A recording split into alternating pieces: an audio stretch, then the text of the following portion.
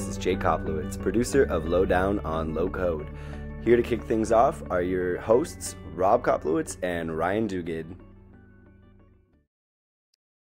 Hi, everybody. Thank you for joining. This is episode 6, believe it or not. They said it wouldn't last. This is episode 6 of Lowdown on Low-Code. This is going to be a very interesting episode for a couple of reasons. One, we're introducing a new team member today. And two, this is kind of the last foundational episode that we're going to have before we change things up again. So Rob Koplowitz, I'm here with my co-host, Ryan Duguid. Ryan, say hi to everybody.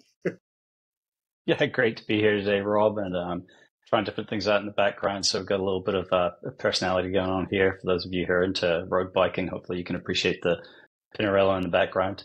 But yeah, it's exciting. Obviously we've got some disclosure coming up about the next few episodes, Rob, that you're going to share with the team, and great to have a new guest on board with us with Andy. Some interesting topics to discuss today.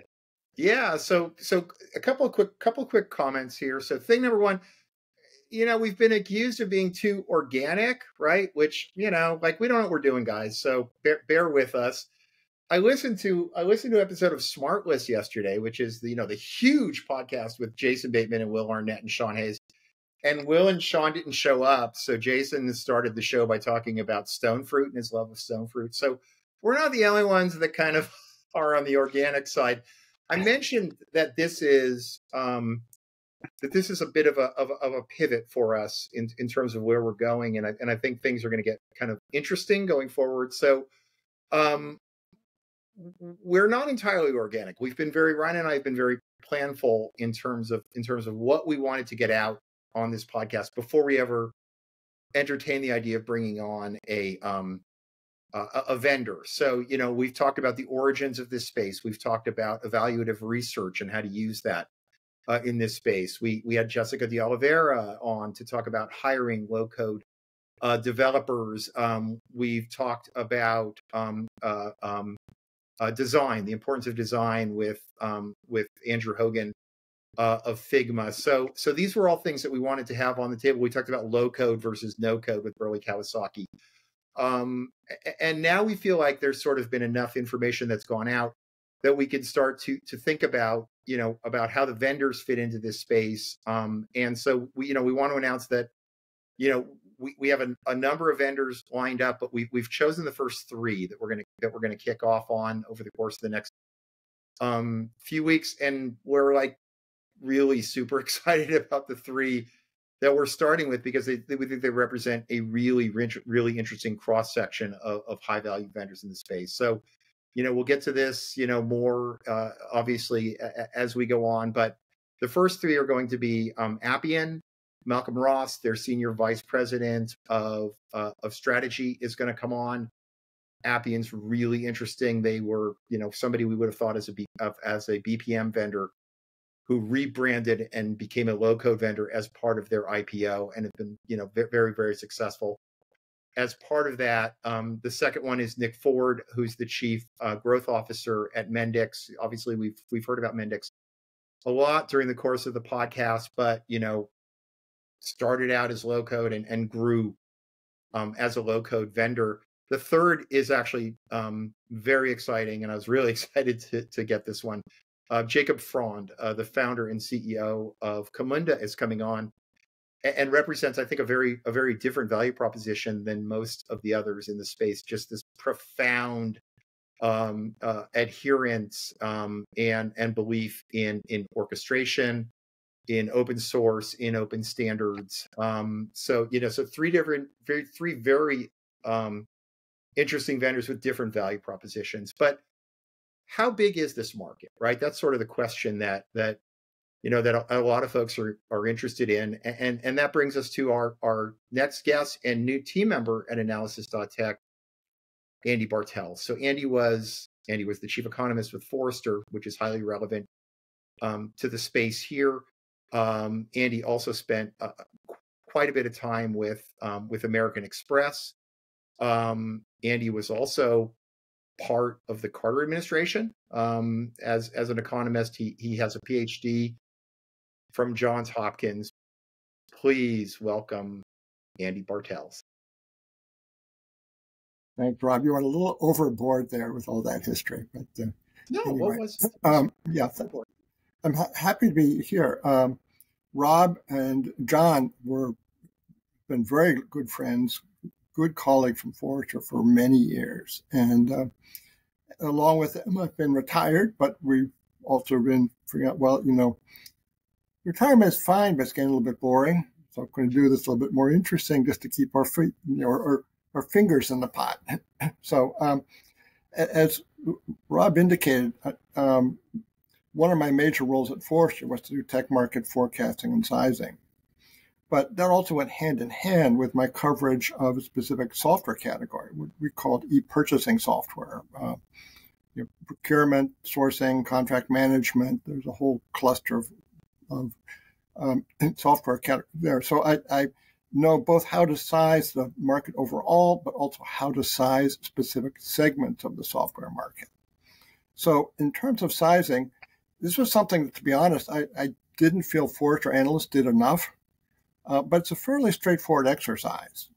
So first of all, any analyst, in my view, and this you can hold any analyst to their feet to the fire if you're doing this, as part of their coverage, should be asking the vendor 5 or 6 basic questions. How many clients do you have today? How many clients do you have a year ago? How many employees do you have? What's your pricing model? What's your average deal size? Based upon that, I think your revenue is about X. And this applies whether it's a large vendor or a small vendor. And you play that back to them and see what they say. And then you add that up.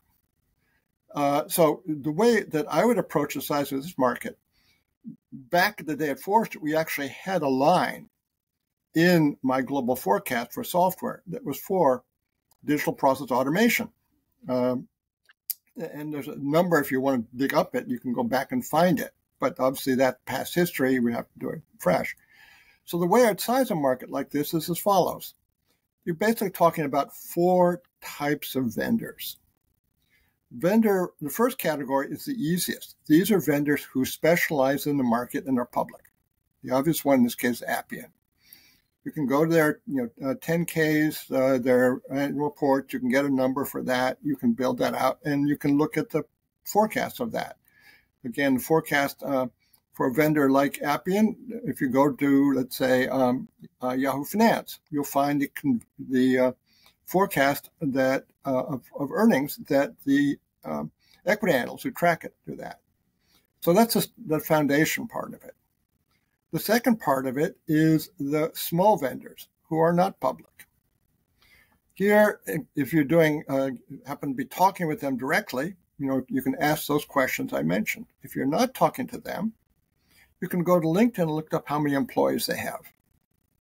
And employees actually turn out to be a pretty good indicator. So you take the number of employees they have, and depending upon the maturity of the vendor, you multiply that by anywhere between 100 and 250,000. I picked 250,000 because if you take for Appian, which is public, that's our average revenues per employee. So it's a fairly mature vendor. You can kind of use it as a high end. If it's a startup vendor, you might use that. That's the way you get the second category of vendors, the specialists on that. And Rob, you and Ryan probably know who they are. We can pull together that. That's the way we approach that. The third one is kind of tough, and this is something that Ryan was alluding to a little bit earlier, which is how do you size the product revenues of a large vendor like a Microsoft or a Pega or other vendors who have a number of different lines, one of which is in this space. Here's where you're going back with judgment. Again, if you talk with them, you can find how many engineers do you have working on this product? How many clients do you have for it? You can maybe pick data up on that from different sources to get that. So we'd use that as a way to come up with a rough estimate. And if we had the chance, we'd run it by them and say, okay, we're guessing you have X million. Now, that gives you a reference point, but it doesn't give you a growth rate. So you'd have to look at the overall growth rate for the revenues and see, is this a product that seems to be doing better overall or better than the overall revenues or not as well? So you could use that if, say, a vendor like Microsoft is growing by not overall, but you're looking at your software revenue specifically, where this stuff might be buried. If that revenue is growing by, say, 10%, you'd say, okay, we're guessing that their product revenues here is growing by 15%. So you get that. Then the fourth category of vendors are the vendors you don't know about. They may be small, they may be based out of Scotland or Ireland or New Zealand, that reached on our radar screen, but they're there. So what I always do with the sizing is I take the known revenues we have, and then gross that up between 20%, 25%, based upon what we think our knowledge of the market is. If we think it's pretty good, pretty complete, we might go with just 15%. If we think it's pretty loose, we'll go 25%. But that's where we get it. And again, the point here is to get both a sizing in time, but also through indicators like number of employees and how that's changed, or through indicators like publicly displayed revenues to get a growth rate. Because part of a sizing is both the actual magnitude of it, but also part of it is the growth rate. And is this a market that's growing faster than the average software market? Is it growing about the same rate? Is it going slower? That gets to the dynamics of the market, which is, I know, Rob, you want to talk about, in terms of, is there consolidation going on? Are there big vendors coming in? And typically big vendors come in with a lower price point, and so drive down prices on that. And so that may be depressing the growth rates. So these are factors that I would use in putting together sizing. As I said, there is a historic sizing. If you're a Forrester client, you can go back into some old forecasts and dig it out of a line in one of the charts. But we're going to start fresh here by doing it from the ground up and approaching it using its methodology, but really de novo. So that's it. Andy, you've just given us the perfect answer to the Google interview questions, right? Like, how many jelly beans fit inside the Eiffel Tower? Here's how to break it down. If you think about those numbers that tend to come out, Andy. So, when I was living on the vendor side, right, and usually our go-to, not picking favorites in the analyst community, but our go-to is typically IDC. When it had Fleming would give us that kind of data. But the numbers tend to be really hard for people to comprehend, first up, because it's big billions, right? And then also, it then becomes like, if you think about myself in a head of product type role or across the leadership team, how much are we investing in all aspects of our business? And if we're a portfolio-based company, how much are we investing in particular parts of the portfolio? Like, what's your advice to anyone trying to figure out, okay, this category is $30 billion, let's say, by some year. What do I do with that? How do I decide, how does that inform? Is this a good space for me? Is it not a good space for me? Is it growing? Is it declining? Should I be easing back, my Horizon 1, Horizon 2, Horizon 3 investments? Maybe I need to put some bets over the horizon to try to, jump out or sideways or what have you in this category. How do you typically advise around that? Well, just to come back to the number you mentioned, I don't think it's close to being a $30 billion market. I think if anything, it might be in the neighborhood of an $8 or $9 billion market, indirectly on that. Because if you think of the overall software market, it's probably around 300, 400 billion, but that includes tons of stuff, including really big, expensive ERP systems, things like that. Anyway, but one of the things that I always advise clients is don't go near the total addressable market. That is always a bogus number. It is absolutely a bogus number because it assumes that you can predict how many companies will take this. And the point is, if more companies take it, the price point goes down. So typically, those who do total addressable markets, estimate these many companies going to take it, but they never factor in, okay, price point's going to go down with that penetration. So avoid total addressable markets. It's a bogus number. But what you do want to get a sense of is not so much the absolute size of it, although that's nice, but what's the trend of it? What's the dynamics of it? And it comes back to kind of what I was talking about earlier, those different categories of vendors. This is a market where you see a lot of new vendors coming in. So that's created dynamics around growth. Or it's a market where we're starting to see consolidation. And then as a vendor, you have to figure out which is going to be our path in this consolidating market. Is it going to be, we want to be bought up by the big guys? It's a good exit strategy for a lot of software vendors. Or do we want to be one of the acquirers? Or do we want to find a particular niche in the market that no one else is going after? And that's going to be our safe spot. That's going to be our place we're going to focus our attention so that we can continue to both survive, obviously, it's important, but also grow by penetrating that market, expanding from logically into joining markets on that. And one of the markets I always feel vendors have underestimated is the vertical markets. The reason I bring it up is that one of the pieces of research that I did at Forrest was looking at the tech profile of different industries. And they vary dramatically. A bank has a very different profile of what it spends on than a retailer, which is very different from a professional service company. So you want to understand, which verticals you're getting traction in and why that is. And then can we utilize that to deepen our offering for that market? And how can we then not make sure we don't get locked into one market, but we find adjoining markets with the same logic of what we've done for the product in terms of functionality can be applied because the market's similar. The industry is similar to the other markets.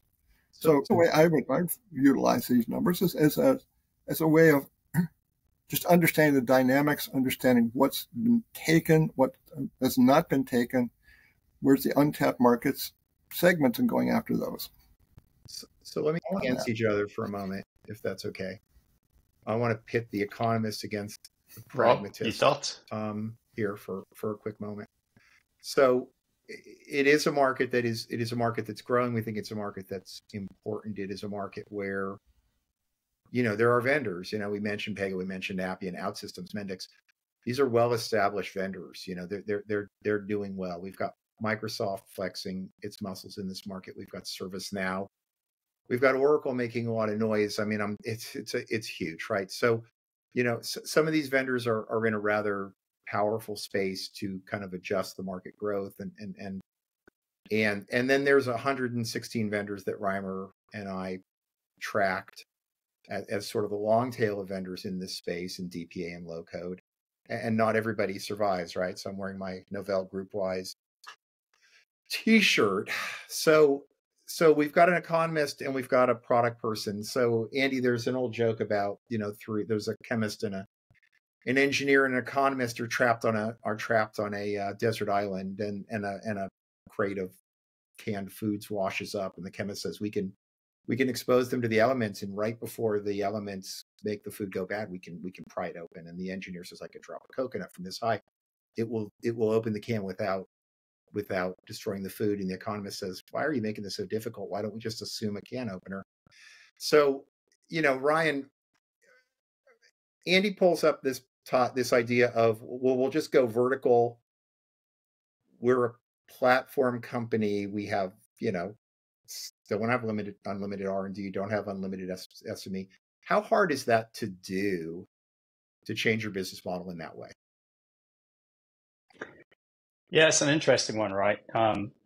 Because if it's not being discussed in every single low-code vendor, especially below those tech titans you mentioned, Rob, the Microsofts and ServiceNows and the likes, and I know they discuss it as well, but if it hasn't been discussed in the sort of executive room or boardroom of all the other players in this industry, it's a miss, right? Because to Andy's point, there's so much untapped opportunity in the different verticals, and if you're focused on how you go and hunt that down, you can do really well versus what everyone struggles with, which is this broad platform story. Now, I kind of got two perspectives on this, right? One is people have always told me selling platforms hard, right? Especially selling platform to IT, and especially selling platform to IT in the face of Microsoft is hard. And my response to that tends to be get good at doing hard things, right? Because the upside opportunity in platform, like if we are out market sizing anything that's platform, it tends to dwarf very specific boutique software, right? For lots of good reasons. So to me, it's a two-pronged approach. One, you are a platform. That's what people expect from you. You have to be a good platform. You have to be scalable and extensible in the low-code space. But equally, you have to think from a go-to-market perspective about how you go and unlock the potential in these different places. So that's sort of the stepping one level up from it, Rob.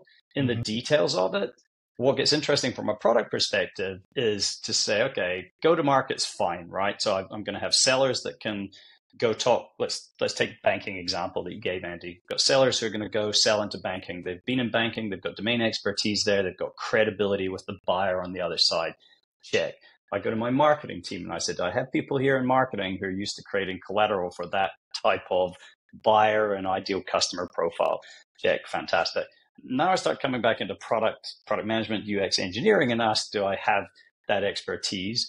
And if I do, how can I leverage that from a product perspective? But even more important in this low-code space is, what does it actually mean for my platform to be vertical? Now, is that, of course, the thing everyone loves to do is say, oh, you should have a template gallery with templates. And then fine, that's a thing, right? Art of the possible. But actually understanding what it takes to take a platform and completely tailor it. The guest we should have back on is Burley, because he went through this exercise at Coney, right? And it's a proper exercise because you have to productize on top of your platform for the vertical, right? And that can't, and so that's not a template. Templates are interesting, art of the possible, but it's something that can be deployable, that can offer a value out of the box that addresses specific pain points and for that particular industry. It has to be something that can benefit from levels of customization or configuration, but doesn't necessarily require that. And then that implementation on top of your platform, you have to treat it like a product longer term. So you have to bug fix it. You have to add capability to it because that industry is expecting you to innovate in their space on their behalf. And so this is why it's very easy to say we should go vertical. And in reality, coming back to product, it's much, much harder, right?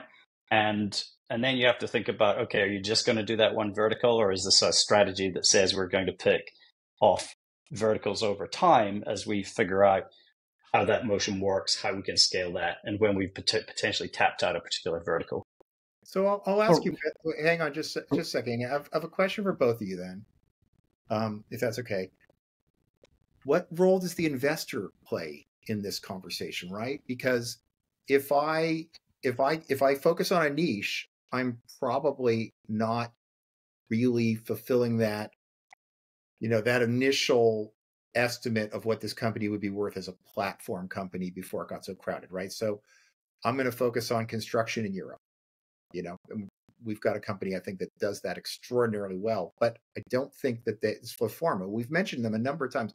They're a smaller company, but they're super smart, and they're doing incredibly well in construction in Europe. But is that going to keep a private equity investor happy? Is that going to keep VC money happy? Is that going to keep the executives at a large company happy, or does that fundamentally change the trajectory of the company and who the company is likely to become? Let me add one perspective to Ryan's, and then also addresses yours, Rob. Yep. Because when I talk about vertical, it's not just a matter of product functionality.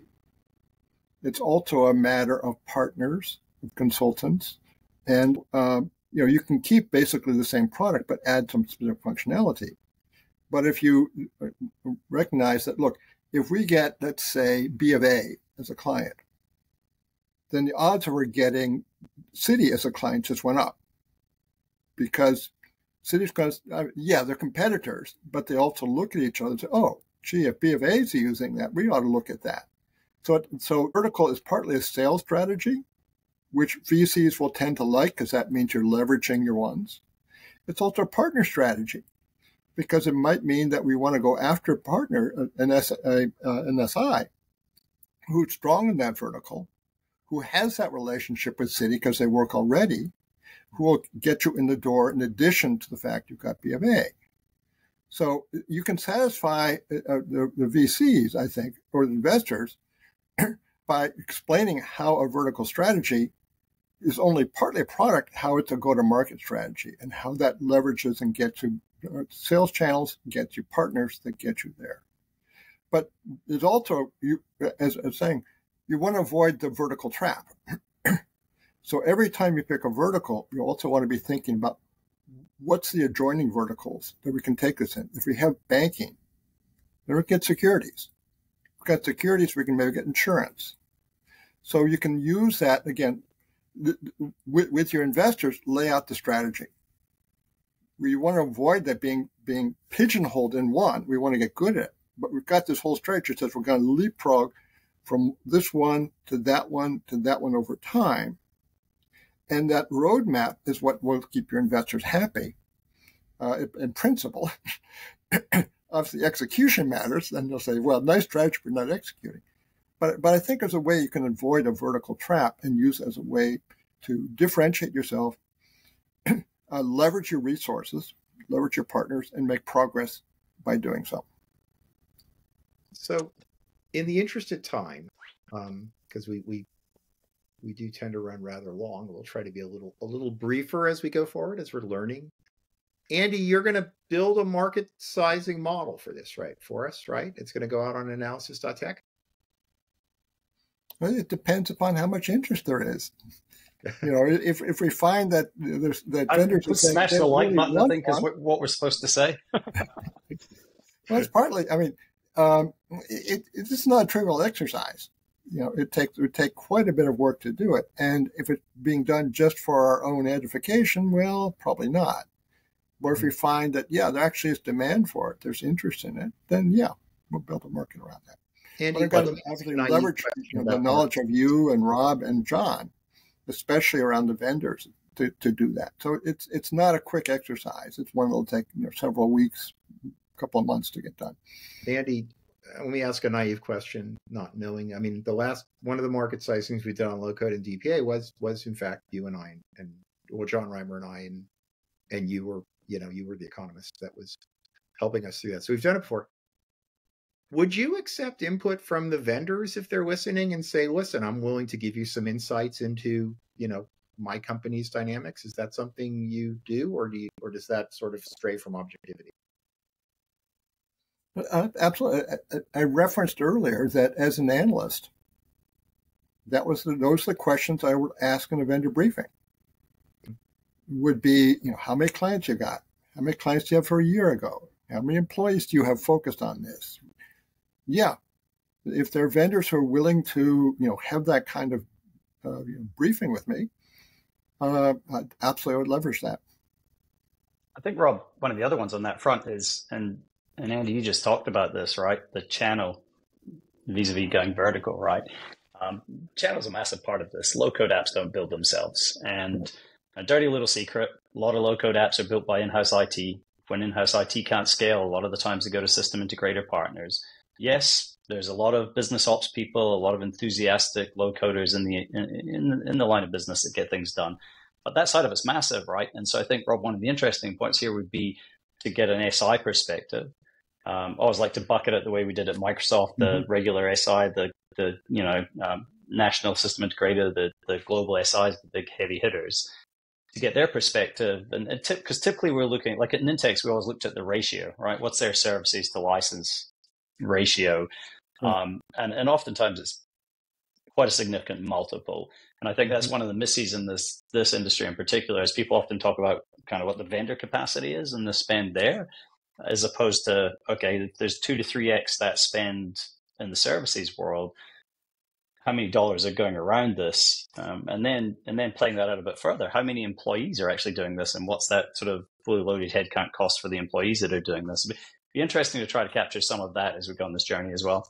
I was going to say, in terms of the implementation staff, every vendor should have their own staff, and they have partners, because part of the role of your own staff is to do the training.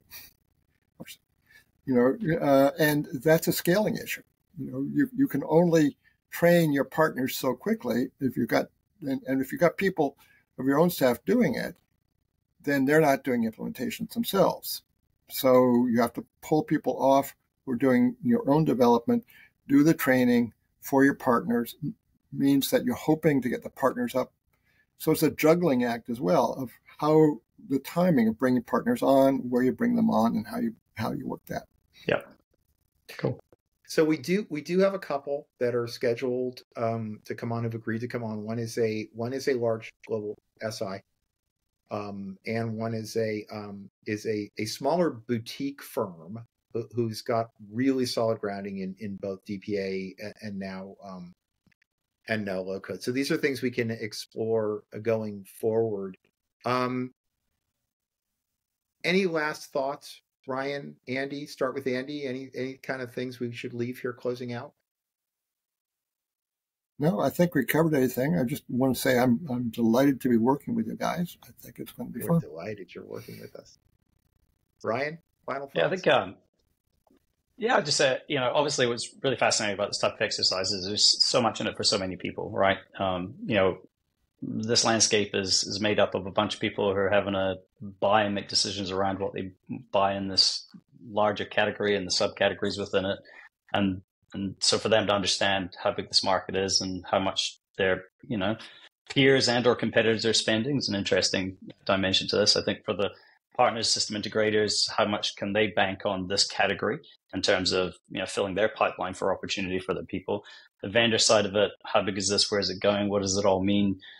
We're seeing a lot of consolidation, obviously, Rob, a lot of M&A in this space in recent times. At the same time, absolute bucket load of venture money's come into the space over the last few years, and already seeing even more so because, surprisingly no one, everyone's decided generative AI is going to dynamically change everything, and and the bots will take care of it all, right? So there's more money. Every startup's now saying, hey, we're going to do low code, but you just chat to the computer and you get yourself an application, right? So I think it's going to be interesting to see how all this plays and how people should think about where they place their bets, for sure. Agreed. Thank you, Ryan. Thank you, Andy. Just sort of in closing, I kind of kicked us off by saying we've got three fantastic vendors coming on that really do, I think, show a lot of breadth in the space. Again, it's going to be Appian, Mendix, and Camunda. And I know I've talked to a lot of you vendors out there, and we've agreed to have a lot of you on the show. And if you weren't one of those first three, please don't yell at Ryan. Please yell at me, because it was, in fact, I did make the call on that, but we want to have, a lot of vendors on over time because we think each one has a particular perspective and a particular value in the market. So with that, I want to close out episode 6 of Lowdown Low-Code, and thanks again to Ryan and Andy and everybody who's taken the time to listen. Have a great day. Good. Thank you.